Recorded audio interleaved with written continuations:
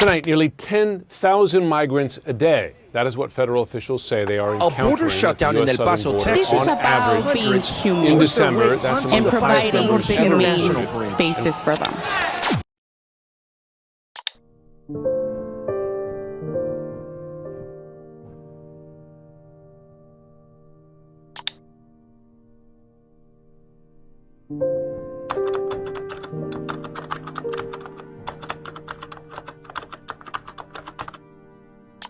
It's a flimsy shack made from the very garbage they scavenge through each day.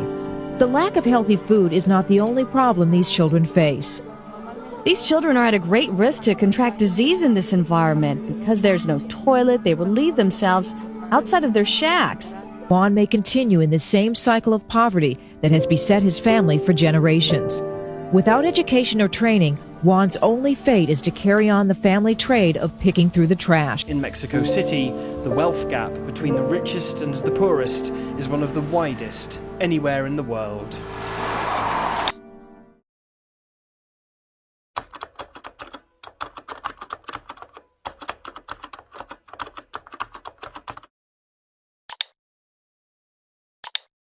Okay.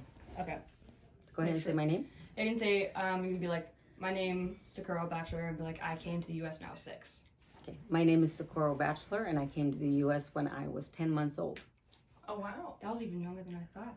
Okay. First question is, there's a story behind every decision to migrate. What do you know about your family's story?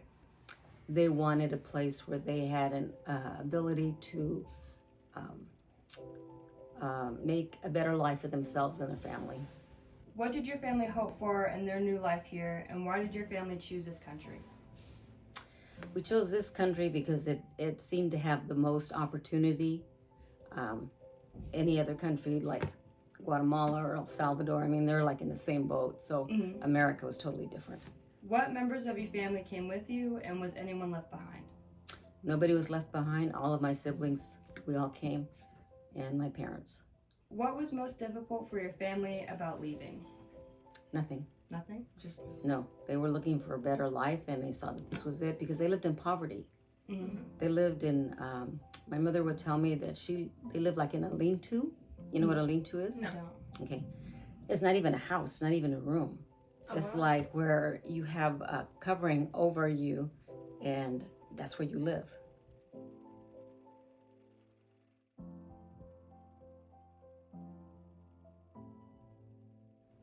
And so, they would cook out of fireplaces. They didn't even have a stove.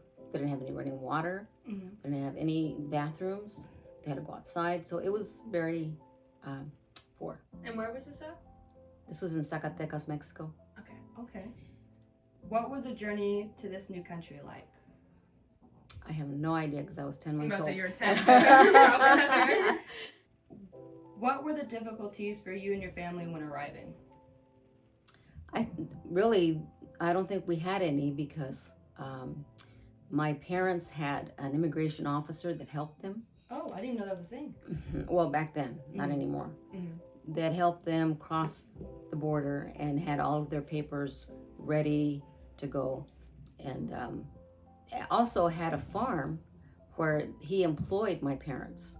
Okay. My mom was a seamstress and a housekeeper. My dad worked the farm. So it was really a blessing to them. It wasn't really hard. Was there anything surprising to your family when they first arrived? Just the fact that life was a lot easier here. Is there anything your family talks about missing from living in Mexico? Nothing. No culture shocks or anything, or it's just like wholesale scale? No, it's like they were ready to make the change. And so when they came, it was like, this is a blessing, this is great. They don't miss anything from the old country. I remember my mother saying that she would never go back. And I remember also them telling me that my dad, the immigration officer talked to my dad and said, if you want, I can get a place for you in Mexico where you can farm, you can live there. And they kept saying, no, we don't want to live there. We want to move to the U.S. And so that's why we're here. Who was most helpful in getting your family settled in and why? The immigration officer that helped them cross the border, yeah. Does your family still have like contact with him, or is it kind of like once the No, thing was done? this was a long time ago. It was over 70 years ago. So it's a long time ago. How long of a transition was he a part of your guys' process? I have no idea. No idea? I know we lived there for a while, so my parents tell me. And then they moved to New Mexico. And then from there, get this, they lived in Clovis, New Mexico. Really? Wow. And then moved to Clovis, California. That's cool. Immigration can be hard. Where did your family gain strength in difficult times?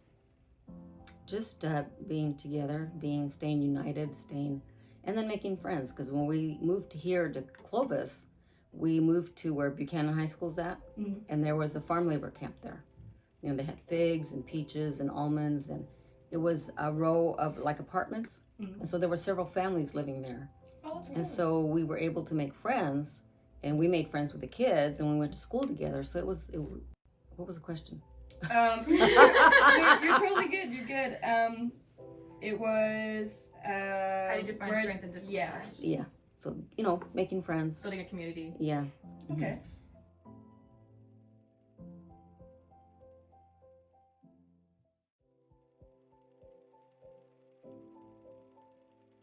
How do you think your family was changed by migration?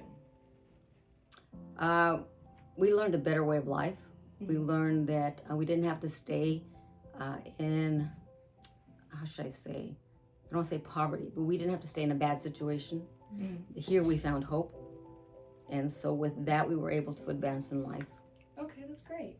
Overall, how do you think you and your family are doing after the migration? We're doing great. These are kind of like good positive things. It's Yes, all kind of yes, the same yes, thing. yes. Can you think of a time you or your family have felt unwelcome because you were newcomers? I personally have not. I know that my mom always felt that white people were higher, at a higher rank, higher level. And I would try to convince her that, hey, we're all the same. We're all human beings. There's not one better than another. And so I tried to, myself, make her understand that we're all the same. Whether we live here in this country or there in that country or wherever we come from, we're all human beings. So we're equal. And then the last question is, what do you wish more people knew about immigrants? That they're just human beings. Just because we don't speak the same language doesn't mean we're dumb or that we're unintelligent. Because, I mean, you look at some of the Hmong people or the Vietnamese people that are doctors, attorneys, and are really high-ranking in the community. We're all very intelligent, and it doesn't really make a difference what country you're from. So as long as we can unite and be one people, that'd be great. That's Perfect. That was Yeah, a that was a wonder. That was great super interview. easy. There you go.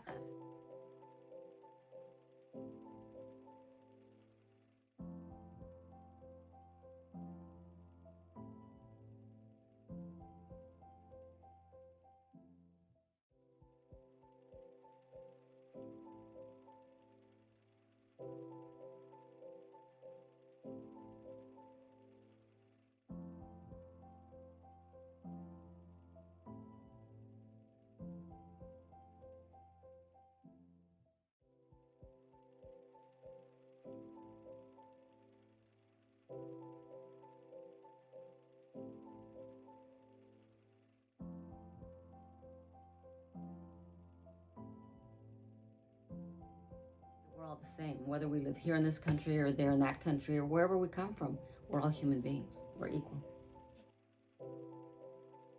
My name is Socorro Bachelor, and I came to the U.S. when I was 10 months old.